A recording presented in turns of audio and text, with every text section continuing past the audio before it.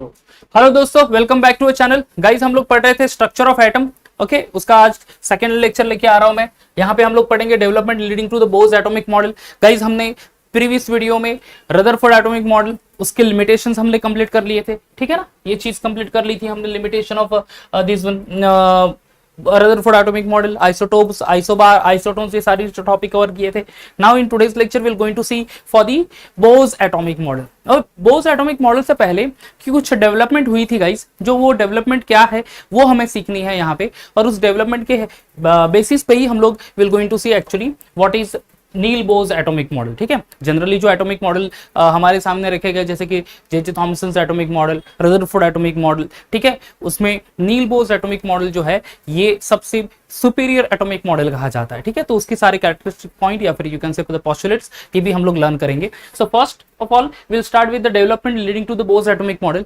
ठीक है गाइस, बहुत सारे in the early 19th century बहुत सारे एटॉमिक मॉडल रखे जा रहे थे सामने, और डे बाय डे हर कोई नया बंदा अपना एक एटॉमिक मॉडल लेके आ रहा था। यहाँ पे नील बोज ने एक एटॉमिक मॉडल रखा जो कि एक सुपीरियर माना जाएगा। उससे पहले कुछ डेवलपमेंट हुई और उसी डेवलपमेंट के बेसिस से, उसी डेवलपमेंट के हेल्प से एक्चुअली नील बोज ने अपना एटॉमिक मॉडल रखा है सामने। ठीक है, तो वो डेवलपमेंट क्या है वो देख लेते हैं। First of all the wave particle duality of electromagnetic radiation. देखो इलेक्ट्रोमैग्नेटिक रेडिएशन क्या है गाइस, जो कि सोर्स से फॉर एग्जांपल सन से जो इलेक्ट्रिसिटी, सन से जो रेज आते हैं वो रेज को हम लोग इलेक्ट्रोमैग्नेटिक रेडिएशन कहेंगे, जिसमें कि different waves different region of light रहेंगे। वहां पे आईआर रीजन है, वहां पे दिस वन माइक्रोवेव है, रेडियो वेव्स है, यूवी लाइट है, विजिबल लाइट है। तो ये सारा जो सारे रीजन है लाइट का, ठीक है, जो सारी टाइप्स ऑफ लाइट है उसका mixture, that is electromagnetic radiation only. बराबर है। अब इलेक्ट्रोमैग्नेटिक रेडिएशन के एक्चुअली ये सारे कैरेक्टरिस्टिक्स पॉइंट्स हैं, जैसे कि एक पर्टिकुलर लाइट है। ओके, अगर लाइट को हम लोग सिर्फ वेव नेचर में कंसिडर करें कि लाइट परफॉर्म और have only wave type of characteristics properties, तो वेव की प्रॉपर्टीज क्या हुई, the diffraction and interference of light, वो एक्चुअली एक प्रॉपर्टी होगी a wave nature of a light. Plus but apart from that diffraction and interference of light, the black body radiation and photoelectric effect। बच्चों photoelectric effect आपको detail में पढ़ना है तो NCERT book follow करना पड़ेगा। photoelectric effect क्या है, whenever the light incident on the surface of metal, from that surface only there is a ejection of electron, ये है फोटो इलेक्ट्रिक इफेक्ट। ठीक है, अगर ये सब जो मेटल सरफेस और लाइट इंसिडेंट हुई, as soon as the light incident on the surface of the metal, from that surface only the electrons are ejected, electrons निकलते हैं वहां से, that is photo electric effect. And what is black body radiation? Black body radiation यानी बच्चों अगर समझो आपने बहुत बार जो से कभी रोड साइड पे बैठे हुए वो लोहार को देखा होगा आपने, एक मेटल रॉड लिया जाता है, उसको कंटिन्यूस हीट करता है, हीट करने के बाद किसी भी एक पर्टिकुलर शेप में लाने के लिए मेटल को शेप में लाने के लिए उसको हीट किया जाता है। कभी वेल्डिंग और वेल्डर ये लोग भी कभी जो शेप में कुछ लाना है मेटल पीस को, तो उसको हीट किया जाता है। जब भी आप हीट करोगे धीरे धीरे वो पर्टिकुलर रॉड जो मेटालिक सरफेस है वो रेडिश कलर का होगा। ठीक है, और हीट करोगे तो वो थोड़ा सा येलोइश बनता जाएगा, एक हीट करोगे तो और कंप्लीट रेड के बाद और ज्यादा हीट करोगे तो थोड़ा सा ब्लूइश कलर भी वहां पे दिखाई देगा, बहुत एक्सट्रीम टेम्परेचर पे हीट कर लिया तो। ठीक है, जब भी कोई पार्टिकल्स हीट करेंगे तब वहां पे there is the absorption of light as well as the emission of a light, right. So जो भी कुछ इमिट कर रहा है वो लाइट, उसी को एक्चुअली ब्लैक बॉडी रेडिएशन कहते हैं। Understood? So that experiment is given by the Planck's quantum theory only. ठीक है, तो ये गाइस वो पूरा डिटेल एनसीईआरटी बुक में दिया है। If you want to go for those topic तो आप वहां पे देख सकते हो, बट इन स्टेट बोर्ड, अपने स्टेट बोर्ड में उसको डिटेल में स्टडी करना नहीं है, बट मैंने बता दिया है exactly what is black body radiation as well as photo electric effect. तो black body radiation as well as photo electric effect, ये actually this particular 2 points could not be explained by the wave nature of light, but it actually explaining the particle nature of light। ठीक है, पहला जो point है diffraction and interference of light, तो light wave nature of light, light एक wave form में travel होती है या फिर फॉर्म होती है, ये एक्सप्रेस करता है, but wave form of light could not explain the black body radiation as well as photo electric effect. ठीक है, तो इसीलिए the light to resolve this dilemma only, the light is considered having a dual property, particle like property as well as wave like property. Light की कौन सी property है, दोनों type की प्रॉपर्टी, यानी particle like property as well as wave like property. Wave like तो property हमें पता ही है, क्योंकि देखो ये यहाँ पे इलेक्ट्रोमैग्नेटिक रेडिएशन है, ये इलेक्ट्रोमैग्नेटिक वेव, तो ये travel in a wave form. The distance between successive crest and trough is actually called to be a wavelength only, बराबर है। ये upper part is crest, lower part is trough only, तो ये एक wave form में तो travel हो रही है, no doubt about that. But this light also have the particle like property as well. अब पार्टिकल है बच्चों, यानी उसमें होगा मैटर। अब मैटर का तो कुछ मास होता है बच्चों, राइट? तो फिर वो पार्टिकल जो है, तो लाइट को भी मास है क्या? ओके देखो, लाइट को भी मास है, बट वो निग्लिजिबल क्वांटिटी में या फिर निग्लिजिबल अमाउंट में है, क्योंकि लाइट में कुछ पार्टिकल्स होते हैं जिसको एक स्पेसिफिक मास है, और उस पार्टिकल्स को कहा जाता है फोटोन। क्या कहते हैं उनको? फोटोन। सो दैट वो जो फोटोन की वजह से ही that particles of a light is actually passing from one place to the other place, और travelling from one place to the other place. Understood? So ये सिंपली सारा एक्चुअली एक्सप्रेस करता है electromagnetic radiation having a dual property, और light do have a dual property. कौन सी? Wave like property as well as particle like property. कौन कौन सी प्रॉपर्टी बोली मैंने? Wave like as well as particle like. यानी लाइट सिंपली हम लोग अब तक तो जानते थे कि वो एक वेव है, बराबर है, बट नहीं, उसमें कुछ पार्टिकल्स भी है, और उस पार्टिकल्स को हम लोग क्या कहते हैं बच्चों? फोटोन। उसका निग्लिजिबल मास होता है, that's for sure. Understood? Okay, so यहाँ पे ये सारे डेवलपमेंट है, that is the wave particle duality of electromagnetic radiation. ठीक है, आगे बढ़ते हैं। तो कैरेक्टरिस्टिक्स ऑफ इलेक्ट्रोमैग्नेटिक रेडिएशन क्या है? अगर वेव लाइक प्रॉपर्टीज है तो उसकी कुछ कैरेक्टरिस्टिक्स होगी, जैसे कि wavelength. The first one is wavelength. Wavelength यानी क्या? The distance between two consecutive crest and trough. ठीक है, distance between two consecutive crest and trough is called to be wavelength only, बराबर है। ऐसा unit of wavelength is metre. उस wavelength या फिर इलेक्ट्रोमैग्नेटिक रेडिएशन की कुछ फ्रीक्वेंसी भी होगी, denoted by sign nu. That is what? The number of a wave that passes a given point in a 1 second। ठीक है, a number of wave, एक वेव, दूसरा वेव। वेव क्या ने क्या? Distance between successive crest and trough, this is complete wave. तो ये एक वेव, ओके, या फिर number of waves passing through a given point in a 1 second, that is called to be a frequency only. Frequency का unit क्या है? Hertz या फिर second inverse. Now what is wave number? Nu bar. That is it is the number of a wavelength per unit length. ठीक है, एक particular length में कितने नंबर ऑफ वेवलेंथ है, वो वेवलेंथ एक्सप्रेस करेगा nu bar. Now the wavelength is denoted by lambda. Nu bar is the wave number, so the relationship between wave number and the lambda, और wavelength is nu bar is equal to 1 upon lambda, and उसका ऐसा unit क्या है wave number का? Metre inverse. ठीक है, other characteristics property is amplitude। amplitude, that is it is the height of the crest or a trough, height of the crest actually, या फिर trough। तो ये जो हाइट है, ये क्रेस्ट है अपर पार्ट, तो ये जो हाइट हो गया that is called to be amplitude. ठीक है, this is all about the amplitude, sorry amplitude नहीं, amplitude. Understood? So that is all about the characteristics point, amplitude denoted by sign A only। okay, चलो अब different reason जो electromagnetic radiation है बच्चों, जैसे मैंने कहा कि सन है हमारा रेडिएशन का सोर्स, तो वहां से नंबर ऑफ रेज निकलते हैं, हमने वो देखा सुना होगा। इंफ्रारेड वेव्स या radio waves, microwaves, ultraviolet rays, ठीक है, विजिबल रेज। तो ये विजिबल रेज की ये सब रीजन क्या है यहाँ? In terms of a hertz it is given that radio frequency और radio waves having a region of 10⁶ hertz, microwave region 10 hertz, IR region that is infrared region 10⁻13 hertz, UV region 10⁻16 hertz only। ठीक है, now जो भी कोई wavelength होगा, wavelength is denoted by lambda, that is nu is the frequency, and c is what? the velocity of light। ठीक है, तो उसकी स्पीड जो है as well as frequency and the wavelength is given by the relation that is called c is equal to nu into lambda। ठीक है, c is equal to nu into lambda और nu is equal to c by lambda। Okay, तो ये relationship भी यहाँ पे दे दिया है। ये रीजन सिंपली याद रखना, ये एग्जाम में पूछेंगे तो नहीं, बट ये रीजन आपको आप अवेयर होनी चाहिए कि एक पर्टिकुलर इलेक्ट्रोमैग्नेटिक रेडिएशन है, सन से जो लाइट आ रही है अपने पास, सो उसमें रेडियो वेव्स है, माइक्रोवेव है, इंफ्रारेड रीजन है, इंफ्रारेड वेव्स है, यूवी वेव्स है या फिर यूवी रेज है। ठीक है, as well as visible region भी है, जो विजिबल रीजन से हम लोग जी सकते हैं, normal human life as well as plant life आराम से यहाँ पे जी सकते हैं ऑन द अर्थ सर्फेस, क्योंकि यूवी रेज ही अपने पास आते हैं।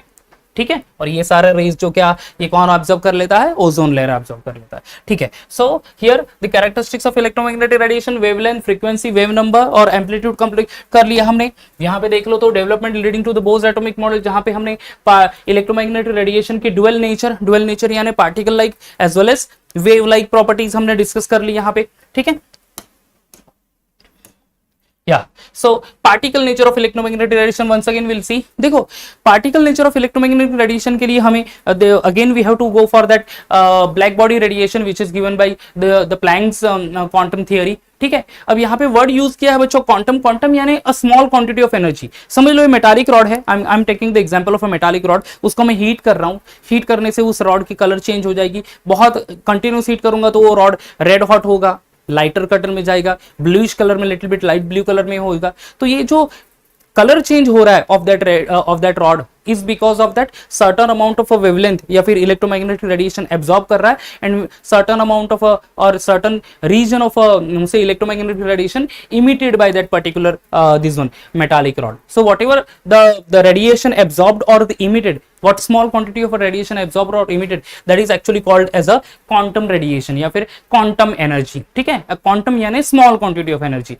So उसी को Planck's quantum theory में actually word दिया है quantum यानी small quantity of energy। अब वो जो energy है quantum energy is actually related with the Planck's constant along with the frequency. So the equation is given, E is equal to h into mu, ठीक है। E is equal to h into mu, where E is the quantum energy only, h is the Planck's constant and this nu is the frequency only. Planck's constant having the value of 6.626 into 10 to minus 34 joule second. कितना value है 6.626 into 10 to minus 34 joule second. Understood. So ये जो भी radiation कोई भी metallic surface या फिर किसी भी को भी हीट करेंगे हम लोग, वो कुछ लाइट एब्जॉर्ब करेगा and certain wavelength of light कुछ रिलीज करेगा। जो स्मॉल क्वांटिटी ऑफ लाइट या फिर क्वांटम एनर्जी जो एब्जॉर्ब या रिलीज करेगा, ठीक है, वो actually given by the equation E is equal to h nu। Clear हो गया? Okay, now will go for that line emission spectrum of hydrogen, ठीक है, line emission spectrum of hydrogen. Okay, चलो यहाँ पे light emission spectrum of hydrogen में will go first of all that is excited atom as well as the emission atom. देखो any atom when we see atom होगा, atom में क्या होता है, प्रोटॉन न्यूट्रॉन, प्रोटॉन न्यूट्रॉन यानी nucleus में वो चीज है and then around the nucleus the electrons are revolving. जब भी कोई एटम एनर्जी एब्जॉर्ब करेगा, electron will go into the excited state, so that particular atom is called to be a excited atom, ठीक है, उसको हम लोग बोलेंगे एक्साइटेड एटम। कौन सा एक्साइटेड एटम? कोई भी एटम जो एनर्जी एब्जॉर्ब करेगा, understood, and it goes into the excited state, that is called to be excited atom. जब भी समझ लो ये पर्टिकुलर स्टेट पे है ये एटम, और वो उसने एनर्जी एब्जॉर्ब कर ली और ये हायर एनर्जी लेवल पे चला गया, understood. So this is excited state, ये इसको हम लोग कहेंगे ground state and this part is excited state। Okay, ground state excited state तो क्लियर हो गया। जब भी एक्साइटेड स्टेट में जो एटम आएगा वापस से वो एनर्जी कुछ रिलीज करेगा जितनी भी एब्जॉर्ब की है। Once it release the energy it again come back to its ground state only, ठीक है। So whatever the emission of radiation is there to come from excited to the ground state, so that is actually called to be a emission spectrum। spectrum यानी क्या बच्चों? spectrum यानी spectra, understood। spectra यानी simply you can say that it's say a combination of a electromagnetic radiation having a different region, infrared, IR, microwave, radio waves, understood. तो ये सारे reason जो होंगे तो उसी को हम लोग बोलेंगे स्पेक्ट्रम। तो what is, you got the point that what is excited atom and what is the emission spectrum. जब भी कोई एटम ग्राउंड स्टेट पे होगा and then absorb the energy, higher energy level पे चला जाएगा, तो वो पर्टिकुलर एटम को हम लोग कहेंगे एक्साइटेड एटम। एंड जब higher energy atom again emit certain amount of radiation or certain region of radiation over there or a spectrum of radiation to go come back into the ground state, so that is called to be a emission spectrum, ठीक है। now here you can see over here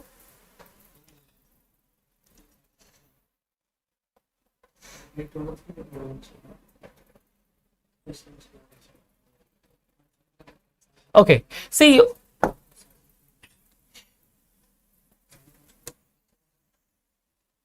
yeah, when the electric discharge is passed through a say a gaseous hydrogen, अगर gaseous hydrogen में electrical this one pass कर लेंगे, what will happen over that, ठीक है, what will happen, let's see, it emits the radiation, okay, it going to be emit the radiation, and hydrogen emission spectrum was studied by the five scientists in the late 90s, and this emission of radiation is the name of those radiation is given by the name of that scientist only. So the certain radiation is emitted, that is called Paschen series. Paschen series is nothing but the release of it indicates the infrared region. Balmer series indicating the visible region, ठीक है, and then Lehman series indicating again the ultraviolet region, ठीक है, UV region, infrared and the visible. तो infrared region है तो that is Paschen series, Balmer series that is visible, and ultraviolet UV that is Lehman series. तो ये जो कोई भी hydrogen atom, specially hydrogen atom को हम लोग इलेक्ट्रिक डिस्चार्ज में पास ऑन करेंगे, हाइड्रोजन एटम एब्जॉर्ब करेगा एनर्जी, कुछ एनर्जी इमिट करेगा, तो emission of radiation is given, वहां पे इंफ्रारेड रेडिएशन इमिट होता है, वहां पे विजिबल लाइट भी इमिट होती है, वहां पे यूवी लाइट भी इमिट होती है. So it is given by the different series only over here, ठीक है. Now here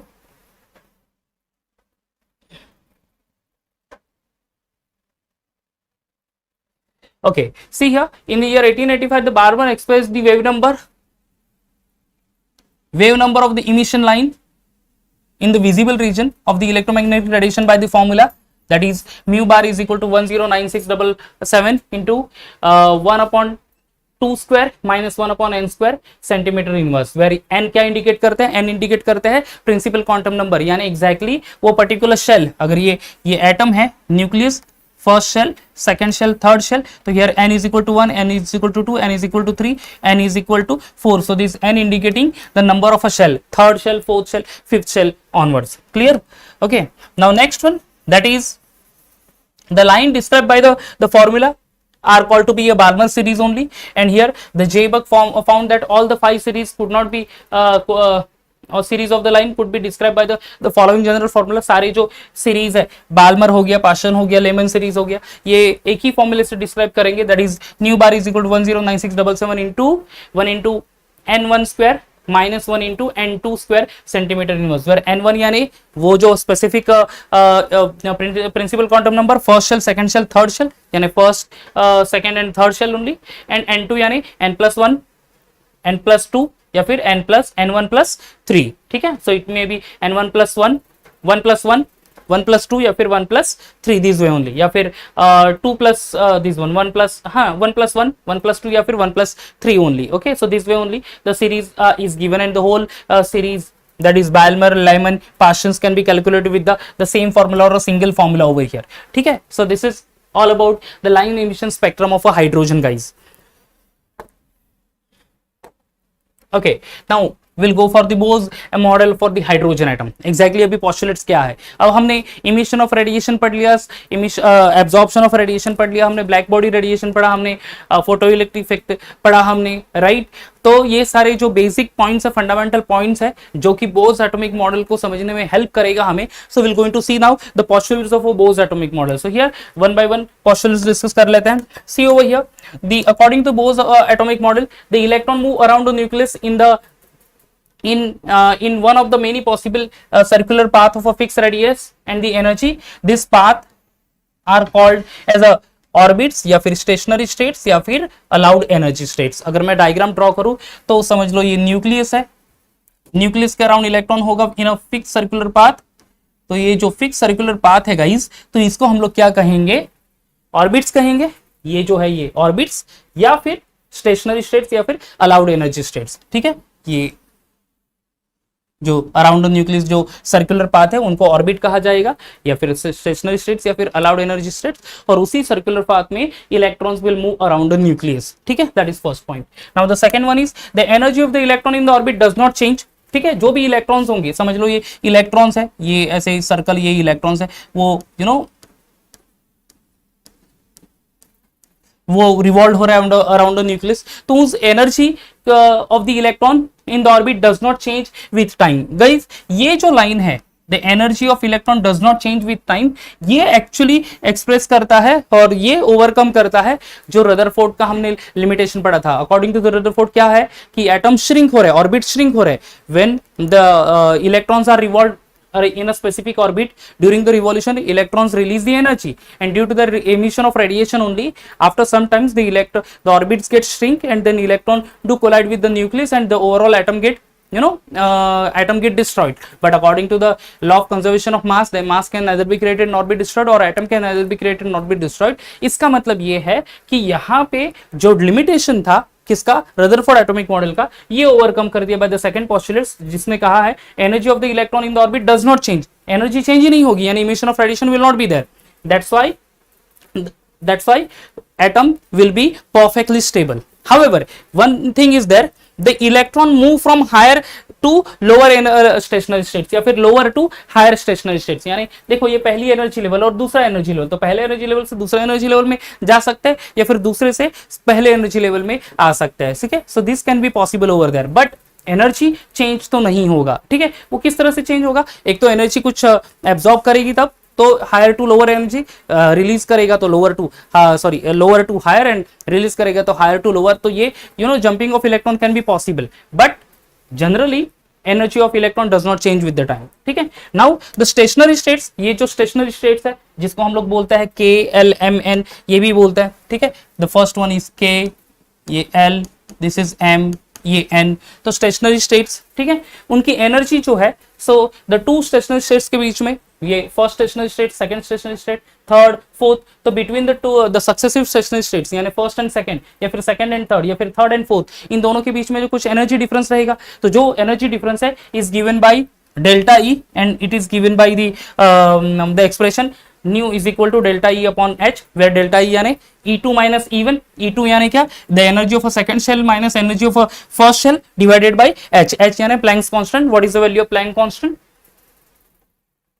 That is 6.626 into 10 to minus 34 joule second. Okay, so energy difference between the shell is also given over there, between the orbit is also given over there in this case of a Rutherford atomic model. पहले तो कहा है कि electron move around the nucleus in a circular path, बराबर है. Okay, दूसरी चीज क्या, और वो सर्कुलर पाथ को नाम दिया है, क्या बोला है, ऑर्बिट, सॉरी, स्टेशनरी स्टेट्स या फिर sorry allowed energy state. Now the energy of an electron in the orbit does not change with the time, तो वो रदरफोर्ड का ड्रॉबैक भी वो भी निकल गया यहाँ पे. And the difference between the energies of the orbital is given by the equation nu is equal to delta h delta E by h. Okay, the angular momentum of an electron revolve हो रहे around the nucleus, तो जो भी angular momentum है of an electron which revolve around the nucleus only in a stationary states, that is given by the expression mvr is equal to n into h upon 2 pi, where n यानी क्या indicate करता है, वो principal quantum number, यानी वो specific shell, first shell है, second shell है, third shell है, वो एक्सप्रेस करता है. देखो यहाँ पे फर्स्ट, सेकंड, थर्ड, फोर्थ, ठीक है, उसको हम लोग नाम भी देते हैं के एल एम एन, ठीक है. And h Planck's constant, pi 3.14 the value, बराबर है. सो ये जो mvr जो एंगुलर मोमेंटम है, दैट इज एक्सप्रेस और that is find out with the help of a formula mvr is equal to n into h upon 2 pi. Clear हो गया ये चीज. ओके देन, तो guys with the help of this particular postulates only we can go for the result of Bose atomic model, ठीक है. तो exactly result क्या है Bose atomic model का, there are 4 to 5 result. The first one is the stationary states are numbered as n is equal to 1 2 3 and so on, ठीक है. जो भी stationary states है या फिर allowed energy states है या फिर orbit है, उसको नाम दिया है, that is denoted by n sign, and that is n is equal to 1 2 3, बराबर है. जो ये stationary states है, ये 1 2 3 4 5 6 and so on, इस तरह से होगा वो, ठीक है. And this stationary states are also called to be a principal quantum number. जो n है, that is also called to be a principal quantum number only. Now the radius of the stationary states, radius यानी क्या बच्चों, अगर मैं diagram draw करूँ again, ये nucleus, first shell, second shell, third shell, fourth shell, तो distance between nucleus and first shell, distance between nucleus and the second shell, या फिर nucleus and the third shell, या फिर nucleus and the fourth shell, तो ये जो distance है that is called to be the radius only. So the radius of the stationary states is given by the formula Rn is equal to n square into a naught, where a naught is the constant. a naught की value कितनी है 52.9 picometre. तो ये फॉर्मूले से हम लोग radius भी फाइंड कर सकते हैं, फर्स्ट शेल की रेडियस, सेकंड शेल की रेडियस, थर्ड शेल या फिर fourth shell. First orbit, second orbit, shell को ही ऑर्बिट बोला जाता है या फिर स्टेशनरी स्टेट बोला जाता है. ओके, द रेडियस का भी फाइंड कर सकते हैं हम लोग. The energy of the stationary states, जो भी स्टेशनरी स्टेट्स है, फर्स्ट हो गया, सेकंड हो गया, थर्ड हो गया, फोर्थ हो गया, ठीक है. कौन सी, ये देखो, ये फर्स्ट, ये सेकंड, ये थर्ड, ये फोर्थ, इन सब की एनर्जी किस तरह से फॉर्म कर सकता है? By the formula E1 is equal to minus R H into 1 upon n square, ठीक है, where R is the Rydberg constant. Rydberg constant की वैल्यू कितनी है? 2.18 into 10⁻18 joule. And what is this n? N यानी principal quantum number, यानी क्या? Orbit. First n is equal to 1 होगा तो वो इंडिकेट करेगा पहला स्टेशनरी स्टेट्स या फिर पहला ऑर्बिट। n इक्वल टू 2 यानी second orbit, n equal to 3 यानी third orbit, n equal to 4 यानी fourth orbit, this way only, ठीक है। So according to this one only, अगर समझ लो कि मेरे पास फर्स्ट शेल है तो उसकी energy E1 minus 2.18 into 10⁻18 into 1 upon 1 square, देखो n is equal to 1 first stationary states, तो उसकी एनर्जी आएगी माइनस 2.18 इंटू 10⁻18 जूल, तो वो जो हो जाएगा n इज इक्वल टू 1 यानी वो ग्राउंड स्टेट। सिमिलरली हम लोग फाइंड कर सकते हैं n is equal to 2, n is equal to 3, जो भी है जस्ट n की वैल्यू यहाँ पे डालनी है तो you will be getting the energy of that particular stationery states, तो एनर्जी भी फाइंड कर सकते हैं। इलेक्ट्रॉन रिवॉल्व है अराउंड द न्यूक्लियस, ये बताया है बोज एटॉमिक मॉडल ने, बराबर है। उसके बाद फिर energy of an electron does not change, ये बताया है। स्टेशनरी स्टेट्स की डिफरेंस, जो एनर्जी डिफरेंस है वो हम लोग फाइंड कर सकते हैं, ठीक है। जो एंगुलर मोमेंटम वो फाइंड कर सकते हैं, उसके ऊपर से रिजल्ट क्या है कि stationary states are given by the number that is n equal to 1 2 3, that n is called principal quantum number. The radius of the stationary states is found with the formula r, and then energy of the stationary states is given by the equation E is equal to minus RH into 1 upon n square. Understood?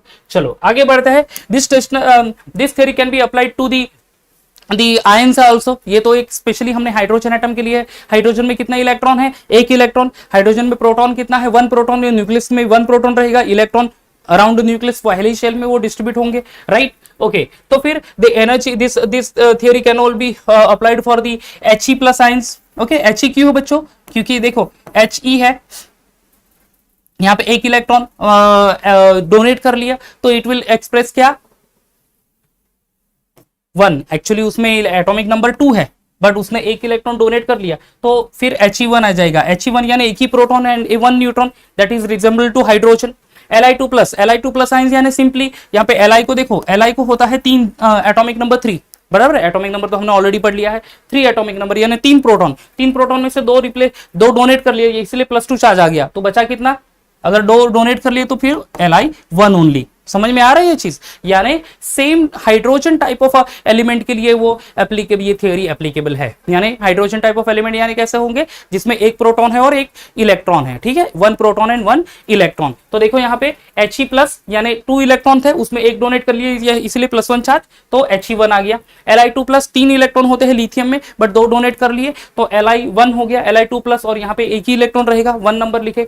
Be3 plus beryllium का 4 atomic number है but उसमें से 3 electron donate कर लिए इसलिए +3 charge, and तो एक ही इलेक्ट्रॉन बचा तो वो रिजेंबल करेगा हाइड्रोजन को, तो उस टाइप के एलिमेंट के लिए ये एप्लीकेबल है। And energy of this ions, specially ions है He plus ions, Li2 plus ions, Be3 plus ions, इन सब की एनर्जी फाइंड होती है with the help of expression that is और equation En is equal to -2.18 into 10⁻18 into Z square upon n square, where Z क्या indicate करेगा? Atomic number of that element. Helium का 2, lithium का 3, beryllium का 4, Z is the atomic number, and n square that indicating the presence of a stationary states या फिर principal quantum number 1 2 3 4 जो भी होंगी आउटरमोस्ट शेल में वो। ओके, रेडियस, ये पर्टिकुलर आयंस है तो ऐसे आयंस के रेडियस के लिए डिफरेंट फॉर्मूला है। देखो सिर्फ हाइड्रोजन का रेडियस ये फॉर्मूले से आइडेंटिफाई होता है। Okay, this is Bohr's atomic model is given for the hydrogen only, simplest atomic model है जिसमें एक ही इलेक्ट्रॉन है, एक ही प्रोटॉन है, right?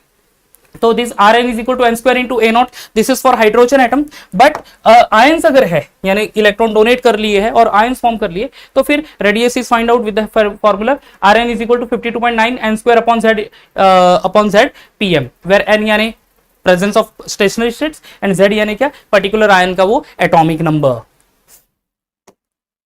Now guys, the velocity of an electron can also be calculated with the help of a Bose atomic model। तो ये दूसरा, ये फिफ्थ एक्चुअली रिजल्ट है या फिर you can say the benefits of Bose atomic model, ठीक है। एक तो क्या है देखो, one by one again will discuss. Stationary states number as 1 2 3, radius of the stationary states find कर सकते with the help of formula, ठीक है। Then energy of the stationary states is also given over that, then if there are ions, तो उनकी ions के लिए भी theory applicable है, where the energy of that ions, even the radius of that ions is calculated, and the velocity of the electron can also be calculated from the Bose atomic model. ठीक है, but how it is calculated is not given, but only it is given कि वो calculate कर सकते हैं, so that we need to remember over there. Okay, तो फिर limitations क्या हो गए? तो ये सारे result तो आ गए, तो limitations क्या है? देखो limitations है 4 to 5 limitations. Let's see one by one. पहला limitation तो है it failed to account the finer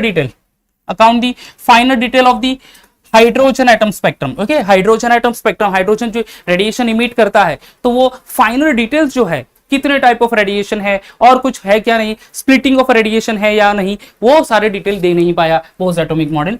this atomic model unable to explain the spectrum of a atom other than hydrogen. Hydrogen छोड़ के दूसरे कोई एटम के लिए, आयंस के लिए तो बोला है, बट एटॉमिक स्पेसिस के लिए नहीं दे पाया.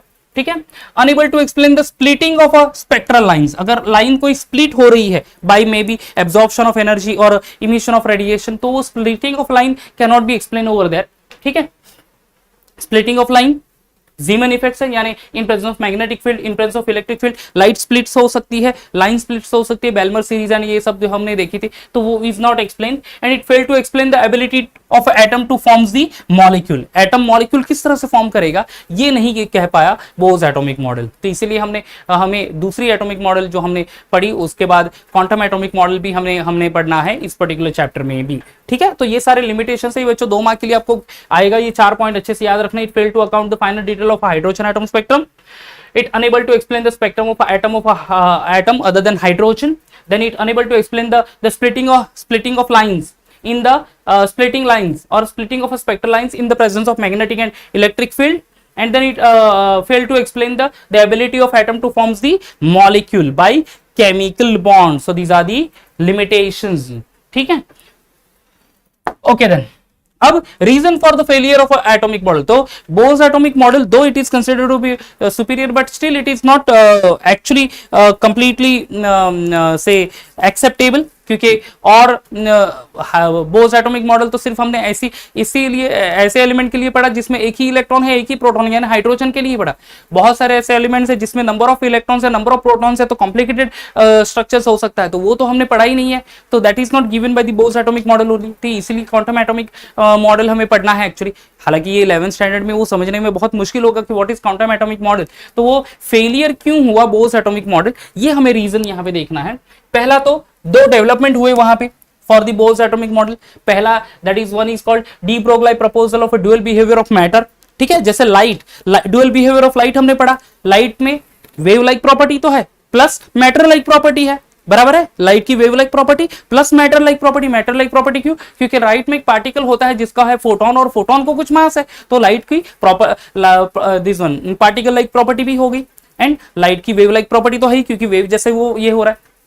बट मैटर में भी ड्यूअल बिहेवियर है. मैटर का तो कुछ मास होगा, यानी पार्टिकल लाइक प्रॉपर्टी है, बट मैटर ऑल्सो एग्जिस्ट और ऑल्सो इमिट्स द रेडिएशन और may be absorb the radiation. शायद वो इमिट करता है रेडिएशन, हम जैसे मैटर, मैक्रो मैटर्स कह सकते हैं हम लोग, बड़े वाले, जो बहुत ही स्मॉलर वेवलेंथ में वो लाइट इमिट करेगा, और उसकी वजह से हमें पता नहीं चलता कि एग्जैक्टली मैटर भी कुछ रेडिएशन इमिट कर रहा है. ठीक है, so dual behaviour of a matter वो एक डेवलपमेंट हुई.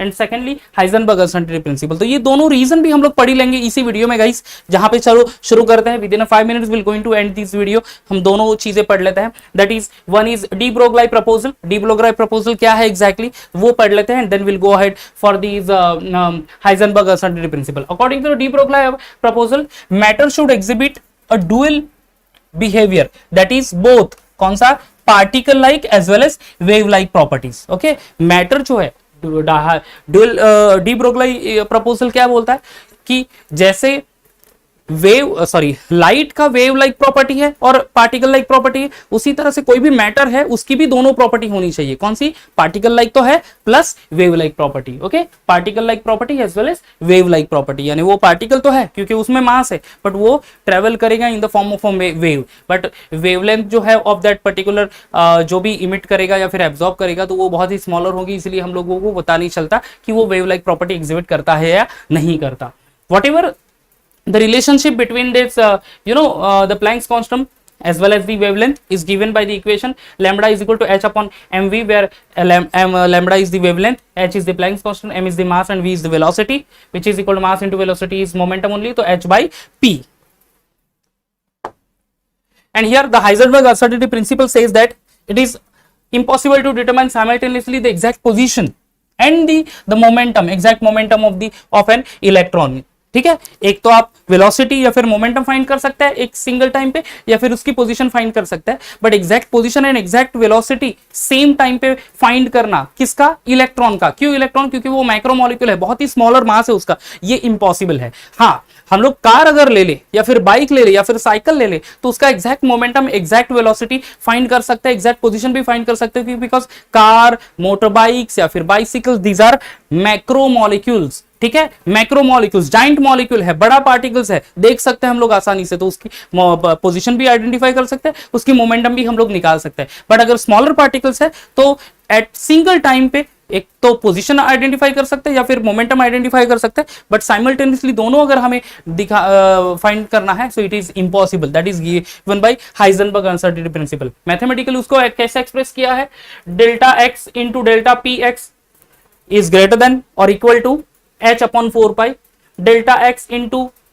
delta p, that is momentum, is a product of mass into velocity, so delta m into vx greater than equal to h upon 4 pi, delta x into delta vx greater than equal to or equal to h upon 4 pi, where delta x ये क्या express करता है, uncertainty in position, and delta px और delta vx expressing the uncertainty in momentum. So जो ये दो development, Heisenberg uncertainty principle and this one de Broglie equation, ये actually दो रीजन है for the failure of Bohr's atomic model. Okay guys, तो ये पूरे वीडियो में हम लोगों ने सिर्फ और सिर्फ पोस्टुलेट किस पे फोकस किया, बोज एटॉमिक मॉडल पे, जहां पे डेवलपमेंट जो बोज एटॉमिक मॉडल था वो किस कौन से पॉइंट पे डेवलप हुआ, सॉरी वो हमने देखा, postulates of Bohr's atomic model हमने पढ़ लिया, रीजन भी देखा, लिमिटेशंस भी हमने पढ़े, एंड एग्जैक्टली ये एटॉमिक मॉडल क्यों 100% एक्सेप्टेबल नहीं है, क्या फेलियर पॉइंट है उसके, ये भी हमने इस पर्टिकुलर वीडियो में डिस्कस किए. आगे वाले कुछ टॉपिक के लिए एक और वीडियो हमें पे जाना पड़ेगा. तब तक बाय बाय, टेक केयर.